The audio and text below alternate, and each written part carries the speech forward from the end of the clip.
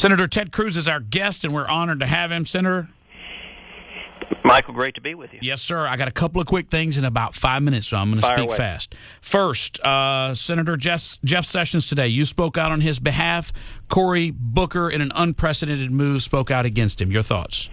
Well, I think the last 2 days we've had confirmation hearings on Jeff Sessions, and in my view, I think he's going to make a terrific attorney general. And I think anyone watching the hearings, the only takeaway an objective viewer would come away with is this is a man who's devoted his life to upholding the law, to law enforcement. He spent a decade as U.S. attorney. He spent many years as attorney general in Alabama. He spent 20 years in the Senate.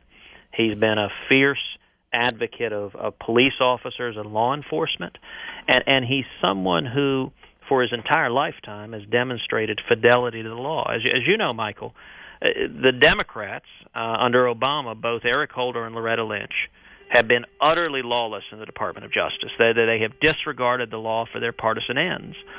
On the Republican side, we don't want someone to do the same thing for us. I would not support an attorney general who would disregard the law to advance conservative principles, even if I agree with those policies. Will he pass? I think he is going to be confirmed, and I think he's going to be confirmed even with some Democrats I think are going to end up supporting Jeff Sessions. He did just a remarkable job in the confirmation hearings, and I did everything I could both to defend him but also to ensure that the actual facts got out, and I think the hearings did a good job of that. Senator Ted Cruz, the first bill you filed as a senator was to repeal Obamacare.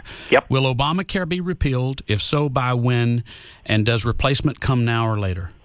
I believe it will be repealed, and I'm at the Capitol right now. I'm calling you from the basement of the Capitol, and we're going to be up much of the night, if not all night, passing out a budget, which the reason to pass this particular budget is it's the procedural tool to get to what's called reconciliation, which means we can repeal Obamacare without the Democrats being able to filibuster, with just 51 Republicans. One question that is an open question is on reconciliation, which is the only way to get around the filibuster that we have in front of us. The parliamentarian decides how much can be in and how much can be out. My view is I'd like to repeal every word of Obamacare. That's what I've been fighting for every day in the Senate. I think at a minimum we will repeal a very, very large portion of Obamacare. I'll press for it to be as much as possible. And then we're going to have a fight about the replacement. And then the question on a replacement on common sense health care reform is how much the Democrats obstruct, how much they try to block it. It's possible we spend much of the next year fighting over a replacement. That what I think we ought to be doing is expanding choice, empowering patients, allowing people to buy across state lines, making health care portable, which will reduce prices, and it will put you in charge of your health care without government getting in the middle. Senator Ted Cruz, you supported building a wall. Obviously, Yep. Donald Trump did. Will a wall be built in the next 2 years? Will it be begun?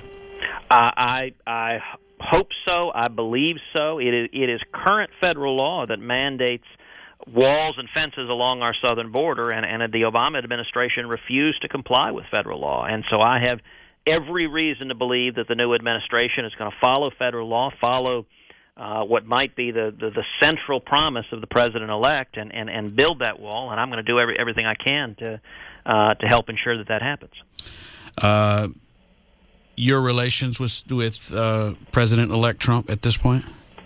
Quite strong. I mean, listen, it has obviously been a relationship that has had moments of ups and downs. We had a vigorous campaign. He was a vigorous competitor. I tried my best, and we had our moments, but he prevailed. And what I have conveyed to the president-elect is that I want to do everything I can to lead the fight to help us actually deliver on the promises we made. Where we find ourselves now historically is very rare. Republicans have been given control of the presidency, of every cabinet agency, and both houses of Congress. We better get something done. Senator, I know you had to be in an event at 7. I'm assuming you can't stay with us.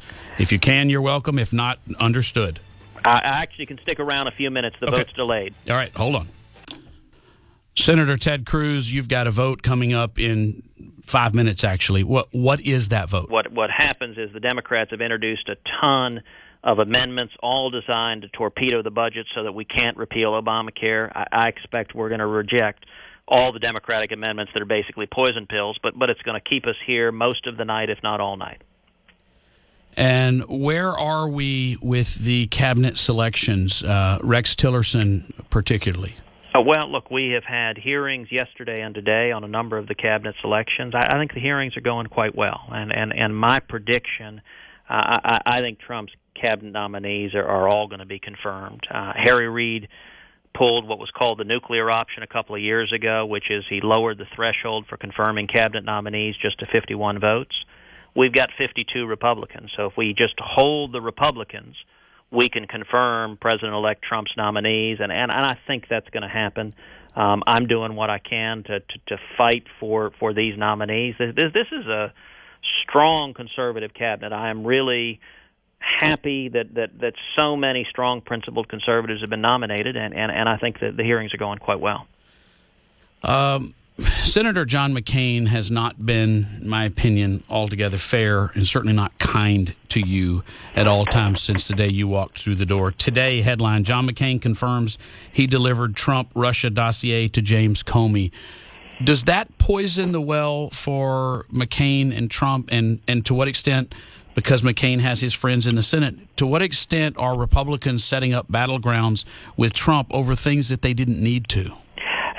I don't know. It doesn't necessarily. Listen, John is a complicated man. He's a war hero. I mean, he's an extraordinary man who spent years in a Vietnam prison being tortured for his country, and I will always respect and revere that service. You're right that he has popped me on more than one occasion, and I don't respond in kind. I disagree with him on policy, but I'm not going to criticize him personally when I've never been imprisoned or tortured for my country. I'm not going to impugn his character. John's passionate. He and I, as I said, disagree on a lot of issues, but he fights for what he believes in, and I think. I think John can be someone who could be supportive of the new administration on a lot of issues. Especially rebuilding the military. I hope that is. I believe it's a priority of the new administration. General Mattis, who's been nominated Defense Secretary, it's certainly a priority of his. And I think on that, John McCain will be a strong ally, and I think it'll be case by case. But my hope is we come together and support the conservative principles, the promises we made to the voters, that we actually deliver on what we said we were going to do. Vice President-elect Mike Pence, as Governor Mike Pence endorsed you for president in Indiana. Y'all obviously have strong relations. You share a lot of your politics, probably more than you do with Trump.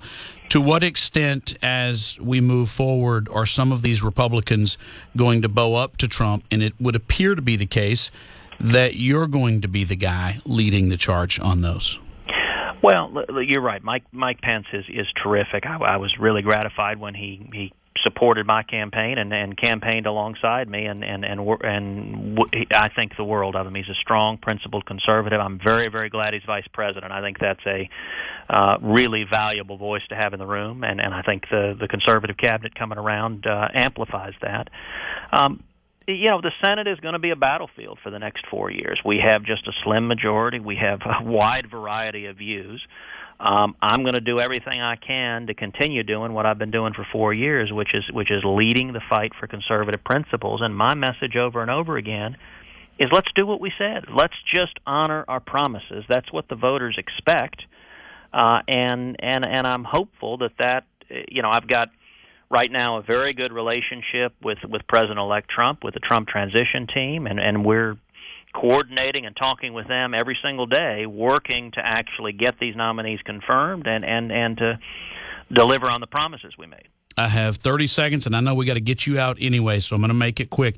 Has the Senate Judiciary Committee been given a timetable for hearings on Scalia's replacement?